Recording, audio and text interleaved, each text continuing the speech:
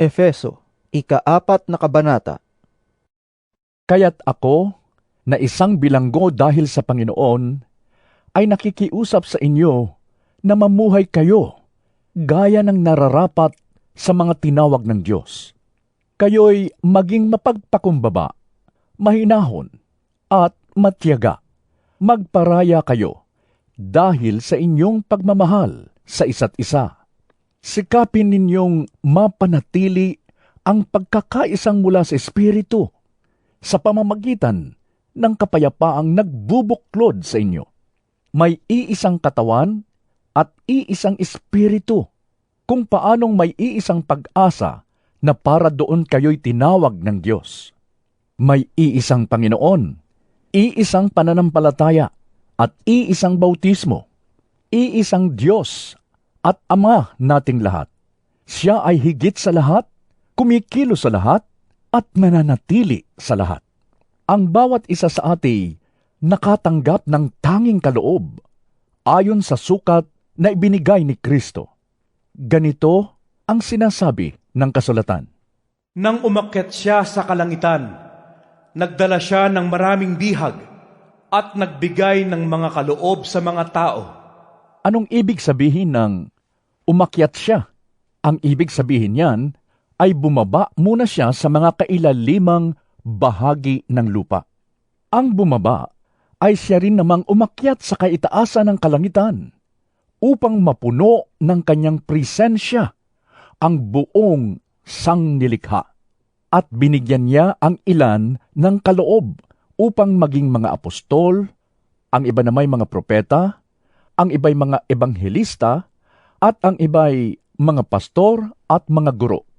Ginawa niya ito upang ihanda sa paglilingkod ang lahat ng mga hinirang upang maging matatag ang katawan ni Kristo hanggang makarating tayo sa pagkakaisa ng pananampalataya at pagkakilala sa anak ng Diyos at maging ganap ang ating pagkatao ayon sa pagiging ganap ni Kristo. Nang sa gayon, hindi na tayo magiging tulad sa mga batang madaling matangay ng sari-saring aral. Hindi na tayo maililigaw ng mga taong ang hangad ay dalhin tayo sa kamalian sa pamamagitan ng kanilang katusuhan at panlilinlang.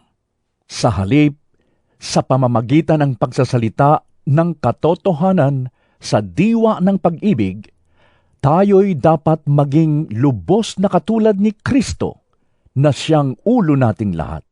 Sa pamamagitan niya, ang buong katawan ay pinag-uugnay-ugnay ng mga kasukasuan na mula rin sa Kanya.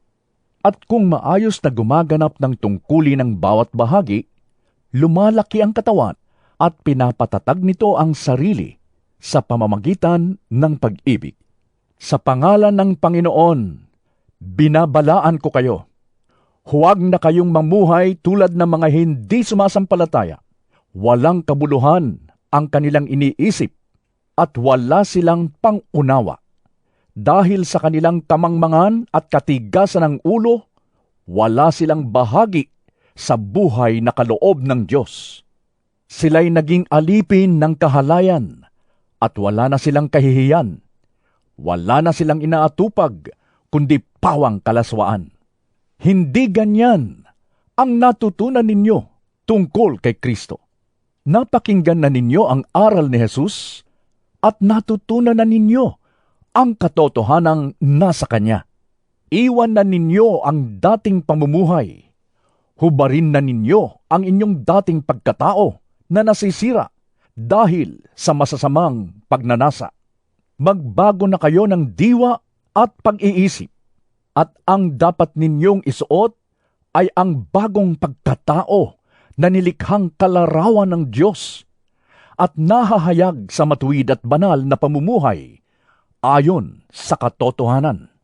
Dahil dito, itakwil na natin ang pagsisinungaling at tayong lahat ay magsabi ng totoo sa isa't isa, sapagkat tayo'y bahagi ng iisang katawan. Kung magagalit man kayo, iwasan ninyo ang kayo'y magkasala. Huwag ninyong hayaang lumubog ang araw nagalit pa rin kayo. Huwag ninyong bigyan ng pagkakataon ang dyablo. Ang magnanakaw ay huwag nang magnakaw. Sa halip, magtrabaho siya ng marangal para sa sariling ikabubuhay at makatulong sa mga nangangailangan.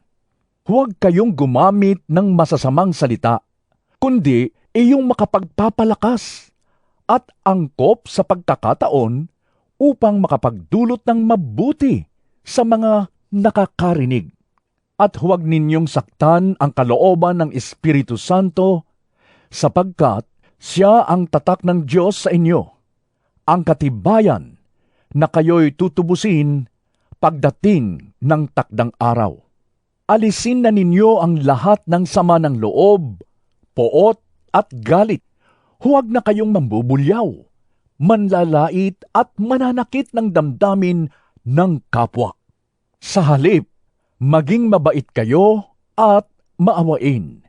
Magpatawad kayo sa isa't isa, tulad ng pagpapatawad sa inyo ng Diyos dahil kay Kristo.